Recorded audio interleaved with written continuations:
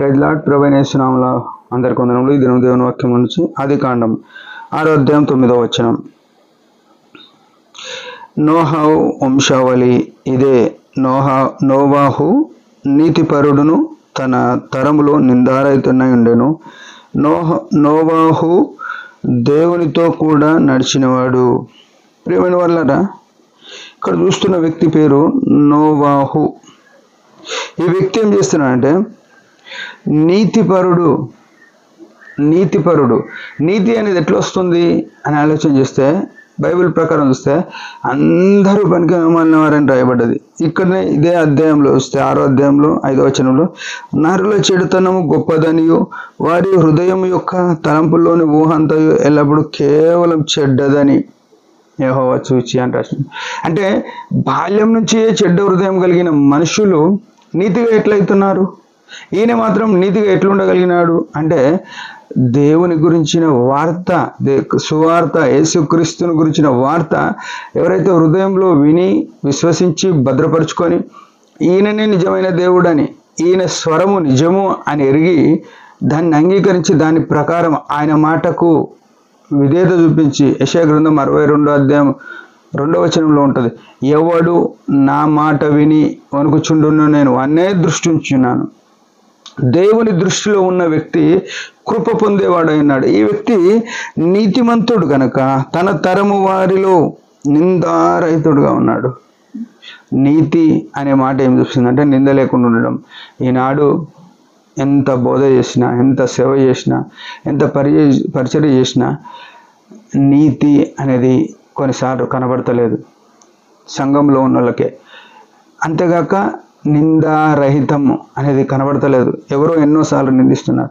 అంటే ఇది ఎంత సున్నితమైన విషయాలు, ఎంత మూలపాఠాలు మనం నేర్చుకోవాలి, గుర్తుపెట్టుకోవాలి. ఎన్నో రోజులైంది మేము రక్షింపబడి, ఎన్నో రోజులైంది మేము బాప్తిసం తీసుకొని అని చెప్పుకునే మనము నీతిని వెతికి వెంటాడాలి.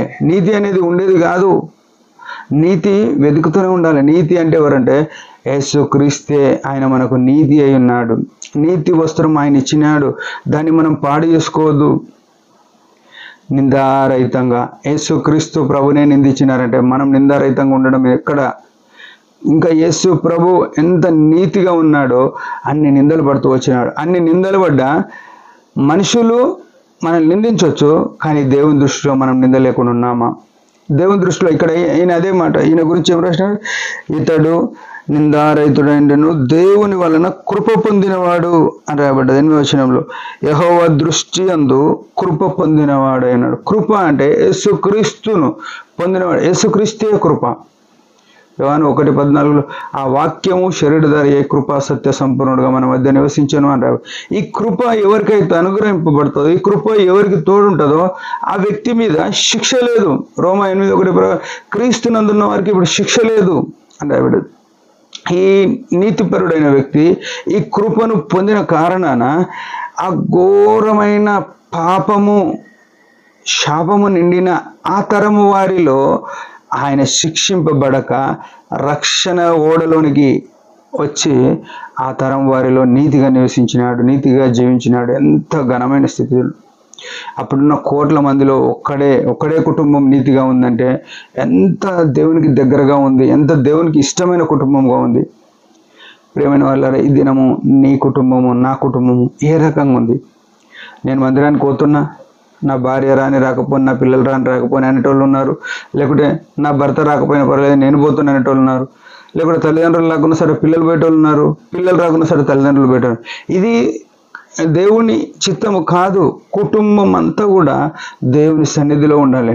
దావీదు అంటాడు, అందుకే 1 సమూయేలు 7వ అధ్యాయం 29లో నీ ఆశీర్వాదం నుండి నా కుటుంబం నిత్యం ఆశీర్వాదంగా నుండును గాక. ఎంత మంచి శ్రేష్టమైన వార్త! ఇట్లాంటి గొప్ప వాగ్దానం మనం చేపట్టాలంటే నీతిగా నిందారహితంగా జీవించే ఆ కృపకు పాత్రులమైతే అట్లా జీవించబద్దులమైన దేవుడు మనకు ఆ రీతిగా సాయం చేయను గాక. చిన్న ప్రార్థన. పరమ తండ్రి యేసు ప్రభు నామములో వందనాలు. మాకు ఇచ్చిన ఆశీర్వాద బట్టి స్తోత్రం. నోవాహు వలె నిందారహితంగా నీతిగా జీవించట కృపనీయమని యేసు ప్రభు నామములో ప్రార్థిస్తున్నాం తండ్రి. ఆమేన్. మీరందరి పరిచయం గురించి బాగా ప్రైజ్ ది లార్డ్.